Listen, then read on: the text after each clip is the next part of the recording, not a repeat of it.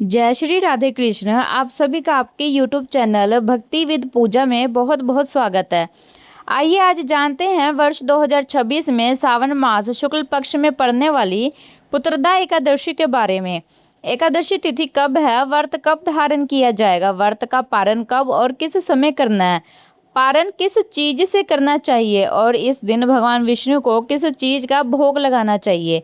आइए जानते हैं इन सभी बातों के बारे में। सावन मास शुक्ल पक्ष में पड़ने वाली इस एकादशी को पवित्रा एकादशी, प्रदायिनी एकादशी और पुत्रदा एकादशी के नाम से जाना जाता है। जो भी भक्त सच्ची एकादशी के साथ पुत्रदा एकादशी का व्रत धारण करते हैं उन्हें व्रत के पुण्य प्रभाव से पापों से मुक्ति मिलती है और संतान प्राप्ति के लिए ये व्रत विशेष फलदायी माना जाता है। इस दिन भगवान विष्णु, माता लक्ष्मी, एकादशी माता और त्रिदेवता की पूजा करनी चाहिए। अब जानते हैं एकादशी तिथि के प्रारंभ और समाप्ति के समय के बारे में। ऑनलाइन पंचांग के अनुसार एकादशी तिथि का प्रारंभ 23 अगस्त 2026 दिन रविवार की सुबह 2:03 से और एकादशी तिथि समाप्त 24 अगस्त 2026 दिन सोमवार सुबह 4:22 बजे होगी। वाराणसी पंचांग के अनुसार एकादशी तिथि का प्रारंभ 23 अगस्त को 1:47 बजे है और एकादशी तिथि समाप्ति 24 अगस्त सुबह 3:48 बजे होगी। इस बार वाराणसी पंचांग के अनुसार 23 अगस्त को गृहस्थों के लिए व्रत बताया गया है और 24 अगस्त को वैष्णवों के लिए व्रत बताया गया है। अब बात करते हैं द्वादशी तिथि के बारे में। द्वादशी तिथि का प्रारंभ 24 अगस्त 2026 के दिन सोमवार सुबह 4:23 से होगी और द्वादशी तिथि का समाप्ति 25 अगस्त 2026 के दिन मंगलवार सुबह 6:24 बजे होगी। वाराणसी पंचांग के अनुसार द्वादशी तिथि समाप्ति सुबह 5:43 बजे होगी। अब जानते हैं हरिवासर के समय के बारे में। हरिवासर समाप्त होने के बाद व्रत का पारण करना चाहिए। 25 अगस्त को जैसे ही हरिवासर समाप्त होने का समय है वह 24 अगस्त की सुबह 10:53 बजे बताया गया है। जो भक्त 23 अगस्त को व्रत धारण कर रहे हैं वह 24 अगस्त दोपहर 1:41 से शाम 4:16 तक व्रत का पारण कर सकते हैं। जिन भक्तों ने 24 अगस्त को व्रत धारण किया है वह 25 अगस्त को सूर्योदय के बाद सुबह 6 बजे का व्रत का पारण कर सकते हैं।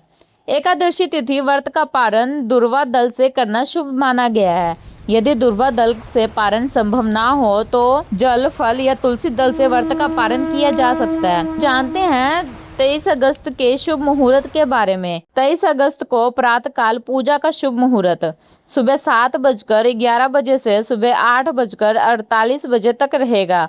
अभिजीत मुहूर्त का समय सुबह 11:35 बजे से दोपहर 12:26 बजे तक रहेगा। गोधूली मुहूर्त का समय शाम 6:15 बजे से शाम 6:39 बजे तक रहेगा। शाम को पूजा का शुभ मुहूर्त 6:27 से 6:50 तक रहेगा।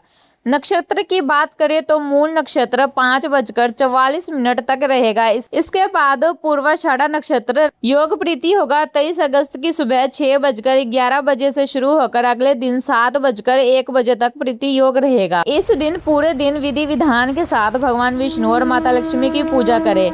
पूजा में गंध, पुष्प, धूप, दीप आदि से पूजा करनी चाहिए। भगवान को विशेष रूप से इन दिन गुड़ और धनिया का भोग अवश्य लगाए।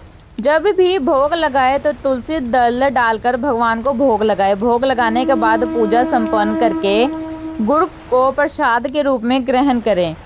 ये बड़ा ही पुण्य फलदायी माना जाता है। व्रत के दौरान शुद्ध और सात्विकता का पालन करना चाहिए। ब्रह्मचर्य का पालन करना चाहिए।